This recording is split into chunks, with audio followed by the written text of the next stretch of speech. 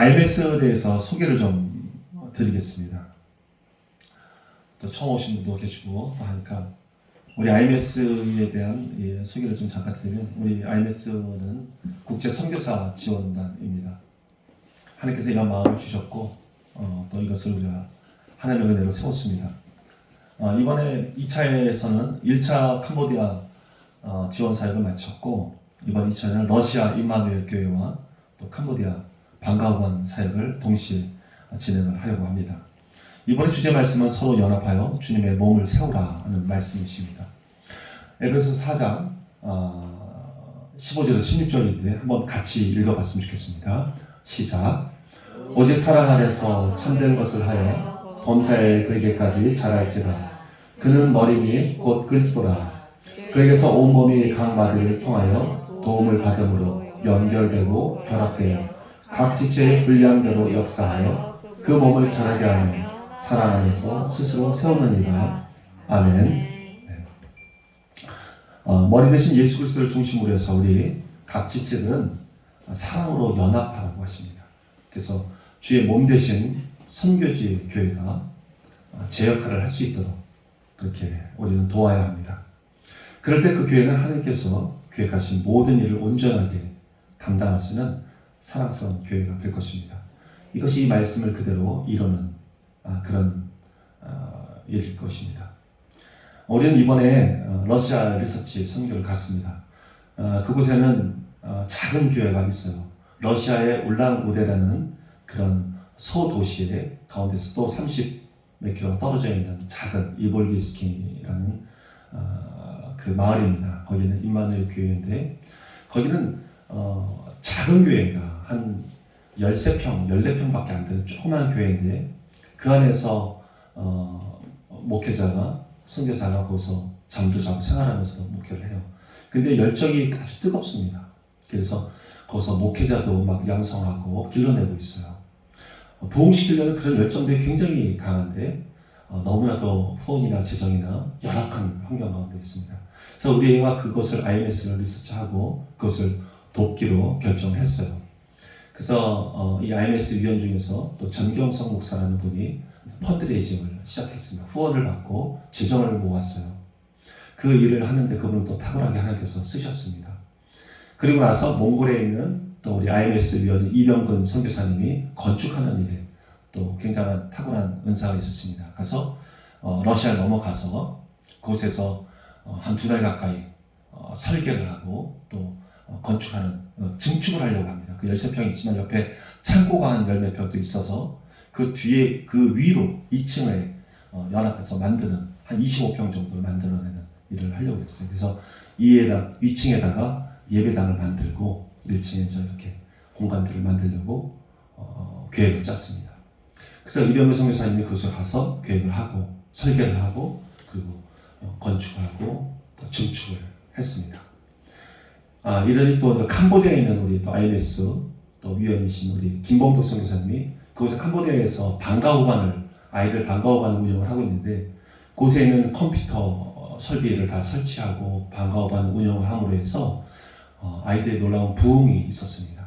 그래서 그런 경험을 가지고 러시아로 이번 1월 달에 넘어가서 그곳에 컴퓨터를 구축하고 그리고 방과후반을 만들어냅니다. 세팅을 합니다. 그리고 우리가 2월 달에 여기서 전문의들이 모여서 그곳의 부흥을 위해서 전문의 사역으로 넘어가게 되는 것이죠. 이런 일들이 바로 이 말씀을 한 것처럼 각 마디를 통해서 도움을 받음으로 연결되고 결합된다는 것입니다. 그래서 각 지체의 분량대로 각 지체, 각 교회, 그 선교지에 있는 교회들이 하나님께서 예정하신 대로 스스로 자라고 스스로 성장할 수 있도록 우리가 돕는 것입니다. 이것이 말씀을 그대로 이루는 우리의 일이고 하나님께서 우리에게 원하시는 삶인 줄 저희도 믿습니다. 아멘. 이제는 내 교회, 네 교회가 따로 없습니다. 모두가 한 교회입니다. 이게 이제 거시적인 공동체로 우리가 봐야 합니다. 주님의 몸이죠. 온 열방에 있는 모든 교회가 주님의 몸입니다. 이제 내 교회가 아니고 네 교회가 아니고 다 우리의 교회입니다. 그러니까 연합해서 가서 어디든지 우리 가서 도와야 합니다. 결국은 주님의 몸을 이뤄야 되고요. 그래서 하나님의 그 성결한 백성들이 가득 일어날 수 있도록 우리는 해야 합니다. 이제는 군중이 아닙니다. 우리 적극적인 참여자가 되어야 합니다. 그동안 너무 대형 교회에서 우리가 신앙생활 하다 보니까 군중처럼 바라보기만 하고 그렇게 참여하는 일이 그렇게 없었습니다. 근데 이번 코로나로 인해서 오히려 작은 교회, 셀교회 이렇게 힘있게 교통하고 또 연합할 수 있는 교회들이 오히려 각광이 되고 있는 것 같아요. 이게 유기적인 공동체입니다. 작은 교회라 할지라도 충분히 연결될 수 있고 교통할 수 있는 그런 지체들, 그런 교회가 진정한 교회가 되는 것입니다. 지금 현재는 수많은 선교사들이 좀 파송되어 있습니다. 그 가운데는 지원을 잘 받는 선교사들도 있습니다. 대형 교회에서 파송한 교회 선교사들도 많이 있죠. 그런 사람들은 지원을 넉넉하게 받아서 큰 교회를 세우고 자녀들도 유학을 가고 넉넉하게 가르칠 수가 있습니다. 또 많은 역사들도 일어나서 또 열매들도 많이 맺게 되죠. 근데 그런 선교사들은 우리가 크게 신경 쓰지 않아도 됩니다. 잘하고 계시니까. 그런데 이제 작은 교회, 지원을 받지 못하고 있는 그런 작은 교회들이 문제가 되는 것입니다. 그분들은 하나님 앞에 말씀을 갖고 나갔는데도 불구하고 어려움이 많죠. 재정의 후원도 없고 또 연결이 되지 않아서 사역들이 막 일어나지 못하고 있습니다. 그럼 큰 교회, 그래서 재정을 넉넉하게 받는 그 선교지에서 그 선교사가 지원을 받지 못하는 선교사를 참 도우면 좋을 것 같은데 그렇게 돕지 못하는 그런 상황입니다. 왜냐하면 그 교단이나 그 교회에서는 그것을 반대합니다. 자기네들 교단이고 자기네 교회가 우선적으로 세워지는 것을 원하고 있어요. 많은 후원들이 들어와도 거기에만 쓰여지기를 바라고 있습니다. 그리고 또 말씀이 서로가 달라요. 하나님 받은 말씀들이 다르다 보니까 그 사람을 도우려면 그 사람 말씀 밑으로 들어가야 되는데 하나님의 그 권위의 말씀 가운데 들어가야 되는데 그렇게 들어가지는 않습니다. 그러니까 선교사들은 다 각자가 자기의 비전과 말씀대로만 움직입니다. 그러다 보니 열악한 환경 가운데 있는 사람들은 계속 어려움을 겪게 되는 것이죠. 지금도 여러 선교단체는 계속해서 또 계속 파송을 합니다. 교회도 파송하고 또 선교단체를 파송하죠. 물론 선교사 파송할 때 각 자기가 자비량으로 다 나가는 사람들 많습니다. 자기 재산을 다 정리해서 완전히 몰아내서 나가시는 선교사들 참 많이 있어요. 그 사람들은 그런 선교단체에서 지원을 약속해서 나가는 거가 어느 것이 되는데 가서 먼저 고생을 많이 합니다. 털을 닦기 위해서는 언어 연수도 해야 되고요. 언어 연수도 이 설교를 할 정도가 되려면 아주 3년 아주 힘있게 공부를 해야지만 배울 수 있습니다. 그리고 관계 형성도 다 해놔야 돼요. 그렇게 어렵게 그 시간들을 맞춰서 해놓는데 그 이후에 이제 후원들이 지원이 또 후원이 또 끊쳐지는 경우가 너무나도 많습니다. 그래서 막 정작 힘있게 선교 활동을 할 때 이렇게 재정이나 여러 가지 인력이나 이런 게 부족해서 못하게 되는 경우가 많죠. 그런데도 계속해서 또 선교사를 파송해야 된다고 또 나가요. 그러니까 이런 게 반복되고 있어서 지금도 선교사들이 힘을 못 쓰고 있는 선교사들이 많이 있습니다. 여러분 가운데 이제는 하나님께서 그런 분들한테 관심이 있으신 거죠. 또 선교하고 또 나가는 것이 아니라 이제는 하나님께서는 그런 선교사를 돕는 것에 하나님의 마음을 주셨습니다. 30년 전부터 이 전문인 선교라는 것이 굉장히 곽강이 일어났습니다. 그것은 목회자, 곧 목사의 신분으로 들어가지 못하는 것이 너무 많이 생겼기 때문에 그렇습니다. 이제는 목사들을 추방하는 것도 굉장히 많습니다. 그리고 거부하는 데도 되게 많아요. 그러다 보니까 목사라는 그 신분으로 들어가지 못하는 것이 너무 많다 보니까 사역이 잘 일어나지 않고 있습니다. 그래서 30년 전부터 전문인이라는 그런 이름으로 그 선교지에 들어가기 시작했습니다. 뭐 의료라든가 또는 뭐 비즈니스라든가 어떤 전문 어떤 스포츠라든가 여러 가지 전문 실력을 가지고 선교지를 가게 됐죠. 처음 그 선교지에 굉장히 곽광을 많이 받습니다. 환영을 많이 받아요. 그런데 복음을 전하려고 하면 굉장히 박해를 하고 또 홀대를 합니다. 거부를 합니다. 그러다 보니까 시간이 지르면서 물론 우리의 이 선교 전략에도 사탄도 무지하게 방해를 많이 합니다. 그것 중에 하나겠죠. 이런 전문 선교가 점점 변화되기 시작했습니다. 사람들 눈에는 굉장히 좋게 보여요. 구호단체가 되고 봉사단체가 되고 NGO가 되고 있습니다. 그렇지만 정작 중요한 것은 복음이 전하기가 굉장히 힘들어졌어요. 지금도 NGO란 이름으로 가서 복음을 전하면 추방당합니다. NGO로 봉사하는 것은 언제나 환영하겠지만, 그러니까 이 선교사들도 사람인지라 전문의를 가지고 전문성을 가지고 나갔을 때는 환영을 받고 복음을 전하면 핍박을 받으니까 계속 전문의 사역을 하게 되는 것입니다.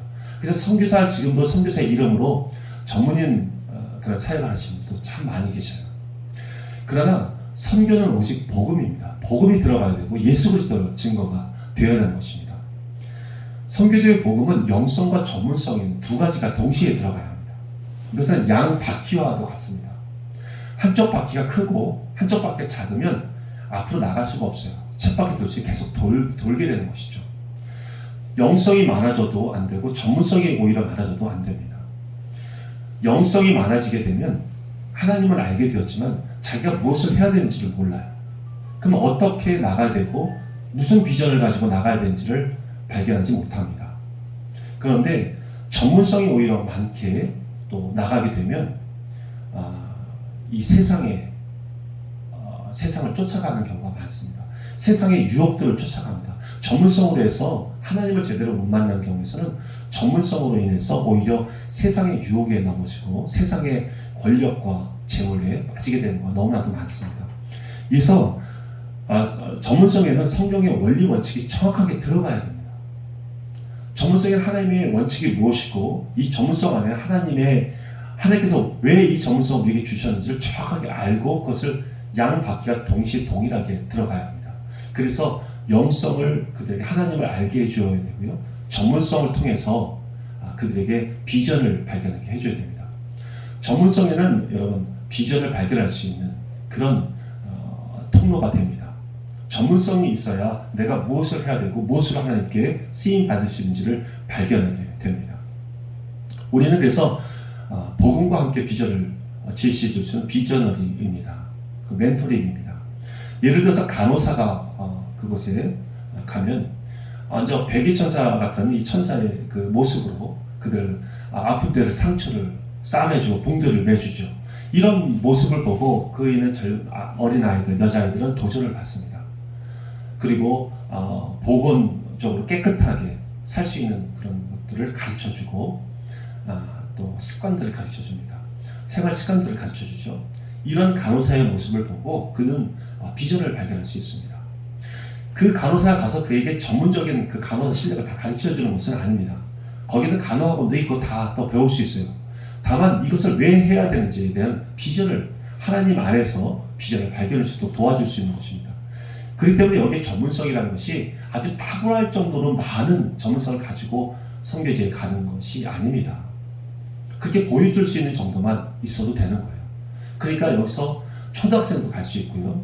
또 고등학생도 갈 수 있고 대학생, 또 나이 많은 분도 갈 수 있고 주부도 갈 수 있는 것입니다.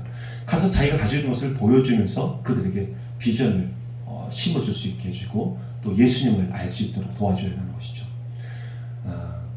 하나님의 원리 원칙을 성경적인 원리 원칙, 하나님은 이렇게 살아야 합니다라고 말해줬던 성경의 원칙들은 이 세상의 전문성을 가진 사람들 가르쳐줄 수 못합니다. 그것은 하나님을 알고 있는 우리가 그 전문성을 가지고 그들에게 가서 하나님의 원리 원칙들을 가르쳐 주어야 되죠. 성경적인 방법대로 사는 것을 가르쳐 줄 수 있는 것입니다. 이제 우리는 선교지 가서 복음을 전해서 결국은 그들이 인격적으로 예수님을 만날 수 있게 해줘야 됩니다.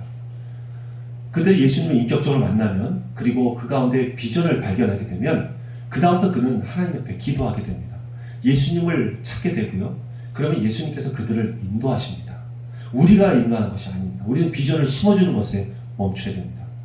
그는 하나님께서 인도하시는 대로 그곳에서 그 훌륭한 전문성도 또 배울 것입니다. 그리고 자라날 것입니다. 그리고 하나님께 귀하게 쓰임을 받을 것입니다. 우리는 예수님을 인격적으로 만나는 일에 집중해줘야 됩니다. 우리 지원단은 돈으로 지원하는 지원단이 아닙니다. 그것은 돈 많은 분들이 합니다. 가서 큰 교회를 지어주고요. 학원도 지어주고 또 뭐 어떤 연구시설도 지어줄 수 있겠죠. 우리는 진정한 부흥을 원하고 있습니다. 하나님 섬기는 자들이 많아지는 것이 진정한 부흥이라고 우리는 생각하고 있습니다. 그래서 건물을 먼저 지어주는 것이 아니라 사람을 먼저 세우는 일에 집중하려고 합니다. 그래서 이런 부흥을 원하는 선교사들 우리에게 콜링을 하고 우리에게 지원을 부탁할 경우는 우리는 그곳에 갈 것입니다. 그리고 그 선교사의 말씀 밑으로 들어갑니다. 하나님께서 주신 그 선교사의 말씀 밑으로 우리는 들어가게 되죠. 우리 그들이 어떻게 선교를 할 것인지에 대한 그 계획에 대해서 판단하지 않습니다. 왜냐하면 하나님의 말씀이 그에게 주어졌고 우리는 그 말씀 밑으로 들어가기 때문입니다. 우리가 만약에 그 사람이 하는 그 선교 계획을 판단하고 또 우리의 의견을 제시하기 시작한다면 그러면 우리는 또 다투게 됩니다. 또 그 사람들하고 또 의사결정이 막 또 뒤틀어지죠. 갈라지고. 그러니까 이런 일들이 선교회제에는 굉장히 많이 일어나거든요. 우리는 그 사람 밑으로 들어가는 게 훨씬 편합니다. 그 선교사 밑으로 들어가는 게 편합니다. 그리고 그를 돕는 일에 집중을 할 것입니다. 그것이 진정한 헬퍼이고 또 상급과 열배는 오직 선교사에게만 드릴 수 있는 그런 우리 지원단이 될 것입니다. 우리 지원단 모두에게 주신 말씀이 있습니다. 출애굽기 34장 24절 말씀입니다. 한번 같이 읽어보겠습니다. 시작. 내가 이방 나라들을 내 앞에서 쫓아내고 내 지경을 넓히리니 내가 매년 세 번씩 여호와 내 하나님을 뵈려고 올 때에 아무도 내 땅을 탐내지 못하리라. 아멘. 우리 지원단을 하나님께서 세우시면서 주신 말씀입니다. 지원단에 있는 우리 멤버들에게 주신 말씀인데요. 이것은 세 번 여호와 하나님께 나온다는 것은 유월절과 또 오순절 그리고 초막절 이런 3대 절기 때 나오는 하나님을 찾아올 때를 말합니다. 근데 그때 찾아올 때에도 자기 땅, 자기 가족들이나 또 자기가 하고 있는 그 기업들 이런 것들을 하나님께서 지켜주시겠다, 보호해 주시겠다고 말씀하시는 것이죠. 지금도 마찬가지입니다. 우리가 선교사를 도우러 나갈 때 1년에 두세 번 정도 나가게 될 때 그때도 하나님께서 약속하시는 겁니다. 우리의 가정, 우리의 직장, 우리의 사업체를 지켜주겠다. 아무도 그 땅을 빼앗지 못하도록 보호하겠다라는 말씀이십니다. 그리고 너희들이 가지고 있는 그 모든 상급의 그 지경들을 넓혀주겠다. 하나님께서 그렇게 말씀하십니다. 우리의 어려움들을 하나님께서 모르시고 못 도우시는 분이 아니십니다. 하나님은 우리의 마음이 어디에 있는지를 먼저 보시길 원하시고 계시는 것이죠. 하나님 우리에게 이러한 약속의 말씀을 주셔서 우리가 1년에 두세 번씩 나가서 하나님의 일을 감당할 때도 언제나 우리를 지켜 보호해 주십니다. 아멘. 우리의 핵심 가치는 사랑과 섬김과 연합입니다. 예수님의 그 사랑으로 우리는 사랑할 것입니다. 그것은 우리의 사랑은 너무 약합니다. 우리는 제대로 할 수 있는 사랑이 없지만 우리는 필레오 사랑입니다. 남이 나를 사랑해야지 나도 사랑할 수 있는 사랑밖에 못합니다. 그러나 하나님의 사랑으로 합니다. 그것은 아가페 사랑입니다. 일방적인 사랑이고 그럼에도 불구하고 사랑할 수 있는 그 사랑으로 우리 그들을 섬길 것입니다. 또 섬김은 우리 예수님이 이처럼 높으신 예수님께서 우리의 발을 씻기신 것처럼 우리도 더 이상 우리 예수님 더 낮아질 수가 없을 정도로 낮아지셨습니다. 우리도 어떠한 상황까지 내려가서도 섬길 수 있는 그 섬김으로 나아갈 것입니다. 또 연합입니다. 예수님께서 하나님 아버지께서 세 분이 하나가 되신 것처럼 우리도 하나님께서 수많은 이 인격체들이 하나가 되기를 원하십니다. 그렇게 될 때 우리는 요한복음 17장에서 말씀하신 것처럼 하나님과 우리는 다 하나가 될 수 있습니다. 그러한 하나가 될 수 있는 연합이 얼마나 중요한지요. 그런 연합을 이루기 위해서 우리는 출정할 것이고 또 도울 것입니다. 정리를 해보면 지금 전문의 선교사들은 이제는 뭐 NGO나 또 봉사단체, 이 구호단체로 많이 변해버렸습니다. 그리고 전문성만 강조하다 보면 그 사람들은 세상을 쫓는 사람이 되고 말죠. 또 영성만 우리가 너무 강조해서 복음을 전하다 보면 또 비전을 발견할 수 없고 그냥 그 자리에서 멈추게 되는 경우가 생깁니다. 영성과 전문성이 함께 이 선교지에 이제 들어가야 합니다. 그리고 전문성에는 하나님의 성경적인 원리 원칙들을 가지고 들어가야 하죠. 그래서 그 선교지에는 그 모든 현지인들이 예수님을 인격적으로 만날 수 있도록 우리는 돕는 일에 집중할 것입니다. 그리고 비전을 발견할 수 있도록 도와줄 것입니다. 우린 전문 강사가 아닙니다. 현지인들의 복음을 전하고 그들에게 전문성을 통해서 하나님의 꿈을 발견할 수 있도록 도와주면 됩니다. 그래서 초등학생도 할 수 있고요, 또 대학생, 그리고 직장인들, 주부, 또 나이 많이 드신 노인들도 할 수 있는 것이 바로 이 사역입니다. 이것이 진정한 전문인 선교인 것이죠. 이제 8주간 우리가 이 헬과 토요 모임을 진행을 할 것입니다. 이 선교제를 향하는 하나님의 마음을 우리가 좀 품고요, 그리고 그들을 어떻게 도울 것인가에 대해서 우리가 서로 연구하고 기도해야 합니다. 선교지에서 실제 가서 우리가 사역을 하는 것보다 이 8주간에 우리가 영적 싸움을 하는 것이 더 중요하고 귀합니다. 우리의 각오와 또 우리가 실제 우리가 알다시피 싸우는 싸움은 혈과 육의 싸움이 아닙니다. 영적인 싸움입니다. 어둠의 그 권세자들과의 싸움이에요. 그들은 우리를 방해하고 있습니다. 우리는 여기서 만반의 준비를 하고 가야 합니다. 그래서 그곳에 우리는 가서 있기만 하면 사역은 저절로 이루어집니다. 여기서 우리가 어떻게 무장하느냐가 가장 중요합니다. 그러니까 우리 8주 동안 잘 참석하시고 러시아를 품고 캄보디아를 품는 그런 우리가 되었으면 좋겠습니다. 아멘. 우리 한 10분만 쉬고 우리 다시 강의로 들어가겠습니다.